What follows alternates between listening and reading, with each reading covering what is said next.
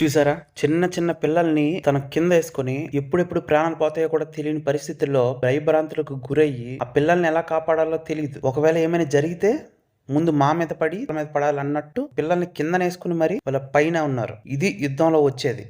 Iran, Afghanistan, Israel, Pakistan, Dubai, Ukraine, Bahrain and ఇక్కడ చూపిస్తున్న మిగతా కంట్రీస్. ఈ కంట్రీస్ అన్ని కూడా యుద్ధంలో పార్టిసిపేట్ చేస్తున్నాయి. సోషల్ మీడియాలో పోస్ట్ అన్ని అప్లోడ్ చేస్తూ ఉన్నారు. అవన్నీ చూడగా నాకు ఒకటైతే అర్థమైంది.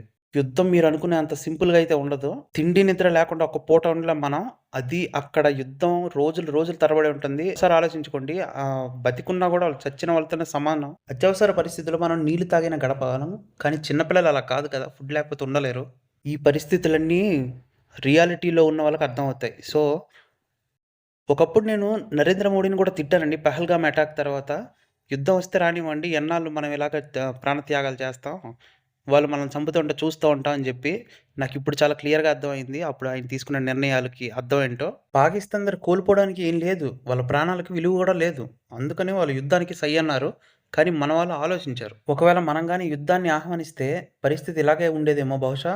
ఇలాంటి పరిస్థితిలో సుదీర్ఘ రాజకీయ అనుభవం ఉన్న ఆయన ఏం ఆలోచించాడని నేను అర్థం చేసుకుంటే నాకు ఒకటి అర్థమైందండి. పోయిన ప్రాణాల వరకు బాధపడుతూనే ఉంటాం, తప్పదు. కానీ ఉన్న ప్రాణాలు కూడా కాపాడుకోవాలి కదా, దాని గురించి ఆయన ఆలోచించుంటాడు. ఉన్న ప్రాణాలు ఒకటి కూడా కోల్పోకూడదని ఆయన యుద్ధానికి సై అనలేదు. ఆపరేషన్ సింధూర్ అని చెప్పి ఆ అటాక్కి కారణమైన వాళ్ళని చంపేశారు తప్ప డైరెక్ట్ యుద్ధాన్ని అయితే ఆహ్వానించలేదు. ఇప్పుడు చూడండి, ప్రపంచం అంతా నిద్ర ఆహారం లేకుండా ప్రాణభయంతో అంత భయపడుతూ ఉన్నప్పుడు మనం ప్రశాంతంగా నిద్రపోతున్నామంటే అప్పుడు ఆయన తీసుకున్న కొన్ని నిర్ణయాల వల్ల. అప్పటికప్పుడు తిట్టుకున్నాం, నరేంద్ర మోడీ పిరికి పందా అది ఇది అని. కానీ కొన్ని నిర్ణయాలు మనం అర్థం చేసుకోవాలి. Thank you so much God.